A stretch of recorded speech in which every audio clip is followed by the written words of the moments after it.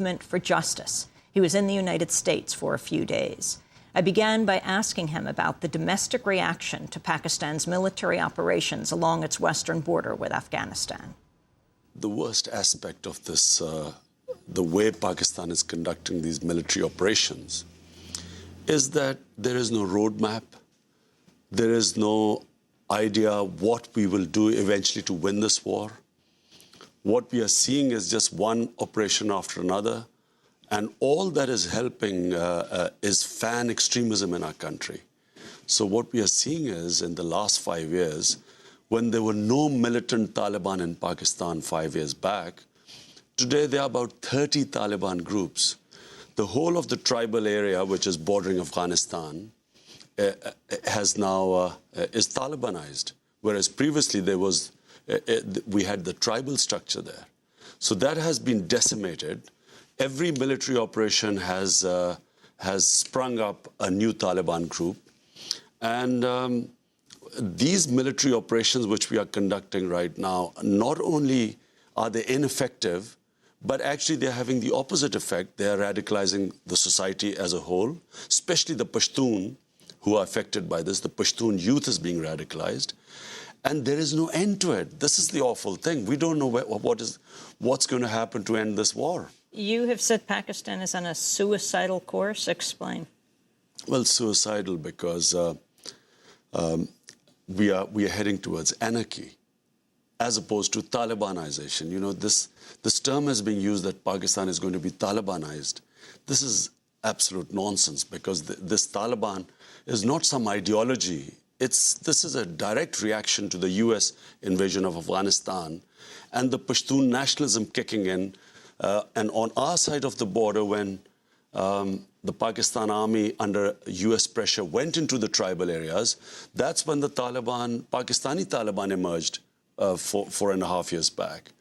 And so with each operation, they've expanded. Now, Pakistan, it's facing this anarchy-type situation where the police is being targeted by the militants. So each operation creates more fanatics, and the fanatics then target the police, the security forces in the cities. And the cities are sort of descending into, especially in the frontier, descending into chaos. So this is unsustainable for Pakistan, which already faces an economic collapse.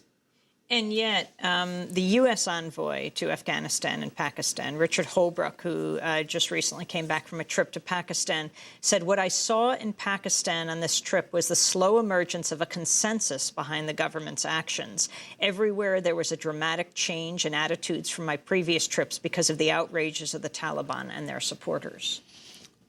This is only true for Swat. Now, it's very important to understand the situation. There are 7 tribal agencies along the border with Afghanistan. So all of them have now Taliban groups. Swat was not part of the tribal area. It's part of the settled area. In other words, it's part of Pakistan. This group that emerged in Swat, 3 groups actually that emerged in Swat, this had more of a class element.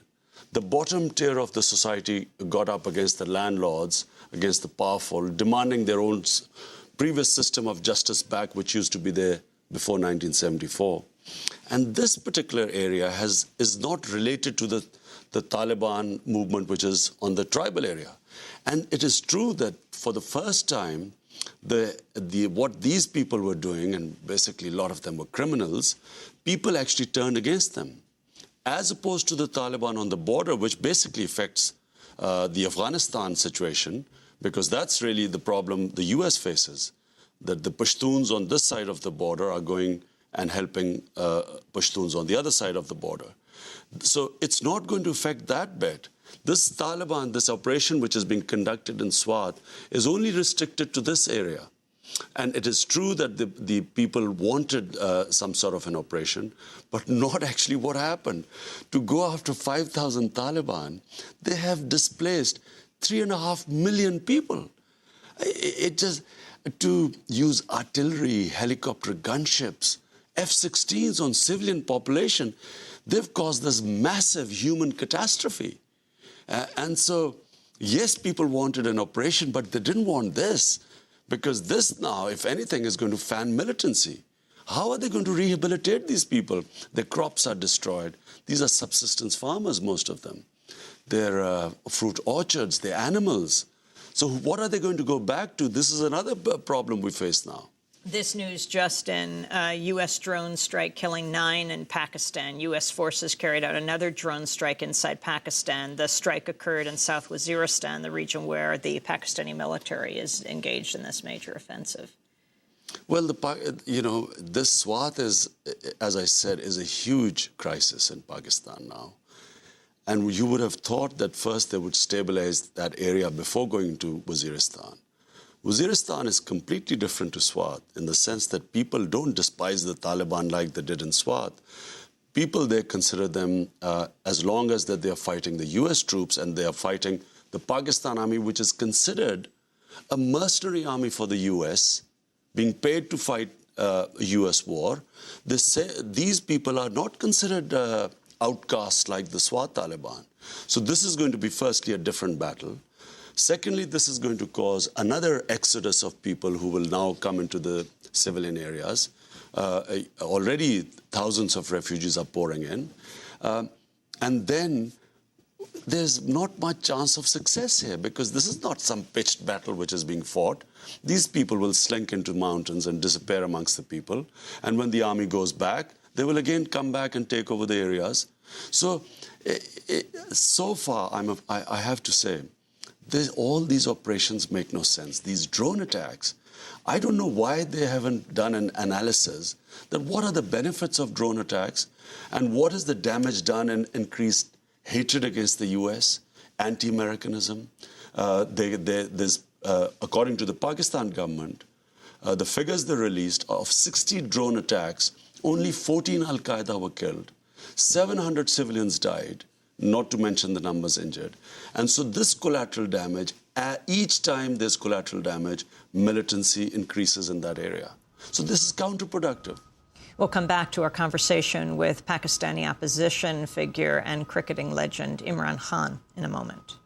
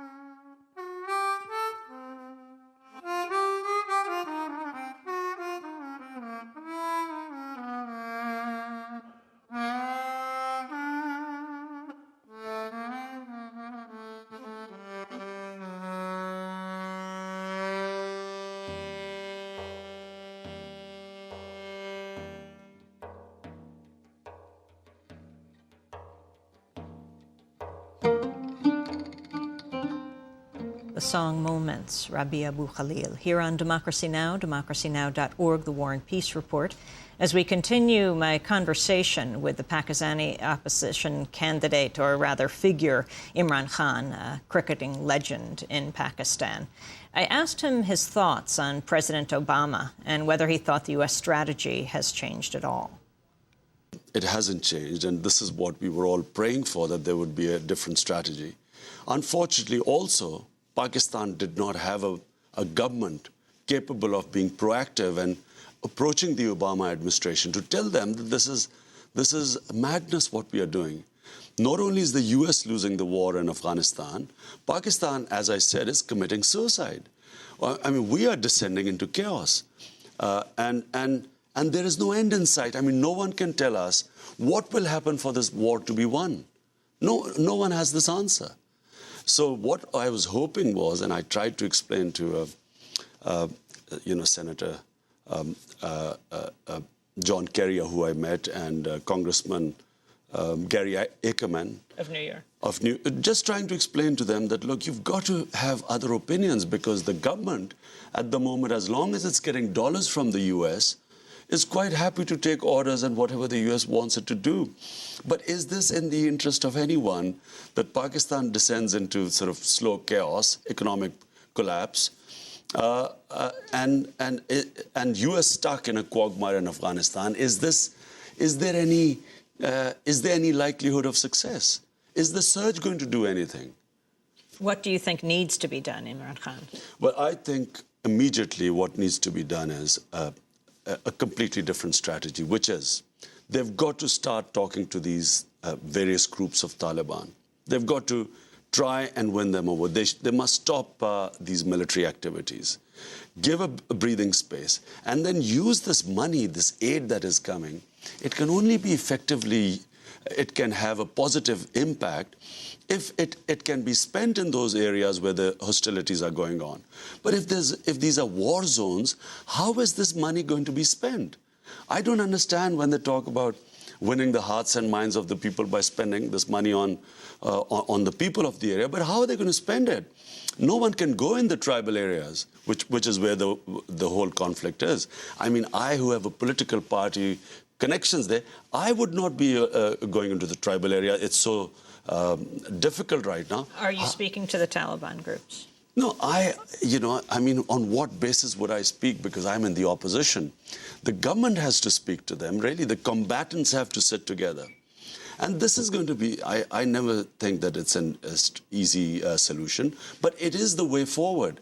This current strategy is a case of, when you're in a hole, stop digging. There is no chance of success what is happening right now. And what do you say to those, especially in the United States and the media and the lawmakers who say we don't want nuclear weapons to get in the hands of the Taliban because, of course, Pakistan and India have nuclear weapons now?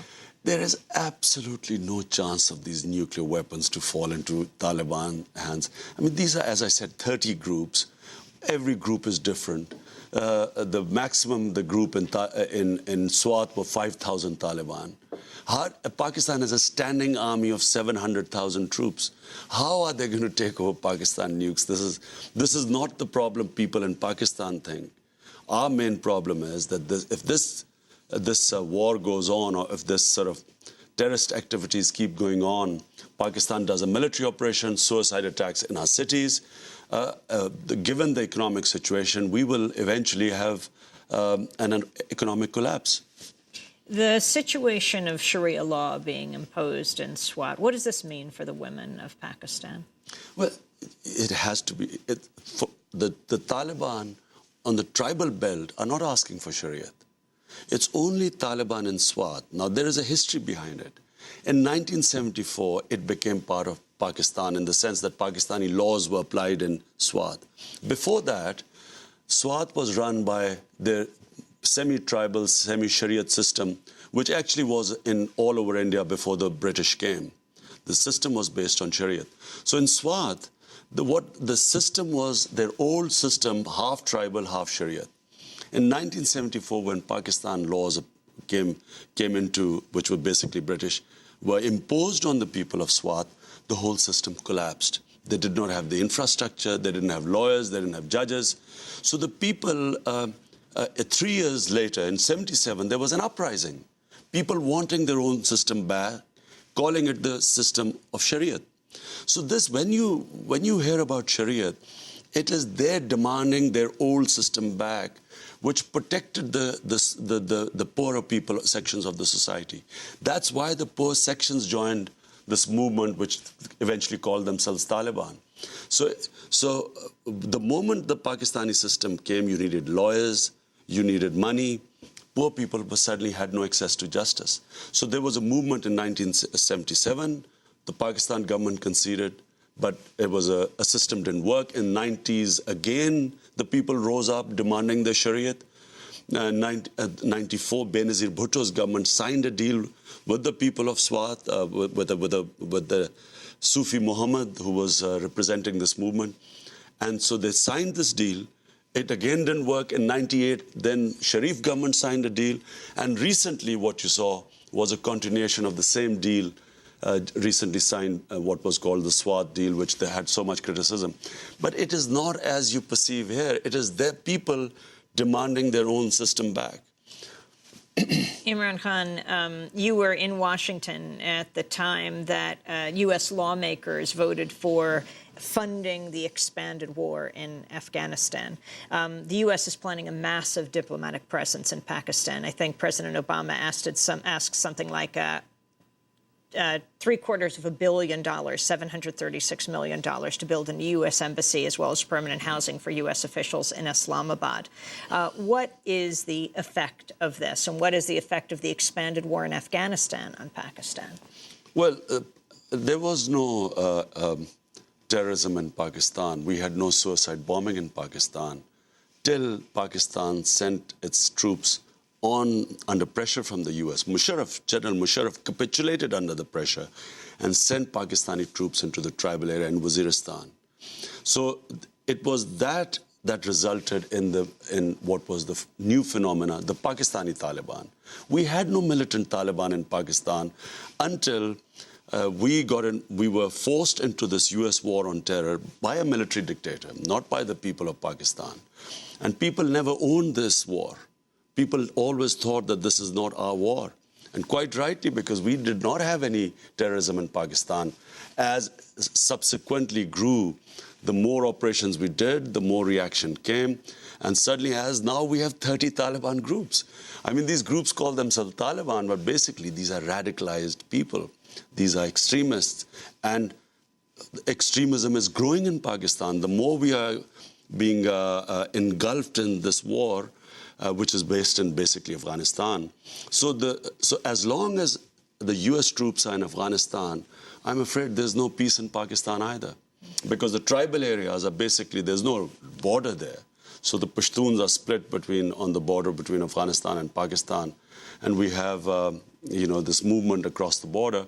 And, to think that the Pakistan army is going to stop it, I think Pakistan army itself is going to be stuck in this quagmire, the same as the U.S. and Afghanistan. You're very critical of the U.S. government and the U.S. military in Pakistan. How do you feel about the Taliban? Do you have criticism of the Taliban? The Taliban are a result. This is like extremism is an illness in a society. It's people who want to force their worldview or their religious view on other people. It's an illness.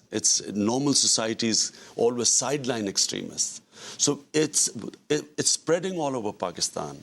So if you want to curtail this thing, you have to go to the cause. Why is this happening? And I'm afraid this is being sparked off by military action. Each military action produces more extremists.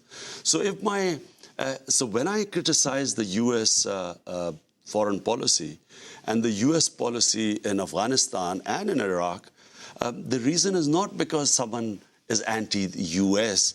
I mean, I criticize Pakistani policies much more than the U.S. policies. In fact, I blame our government much more than the U.S. because we should not have sent our own army against our own people. It doesn't mean I'm anti-Pakistan. I do not agree with the government policies. And time has proven that these policies are deeply flawed.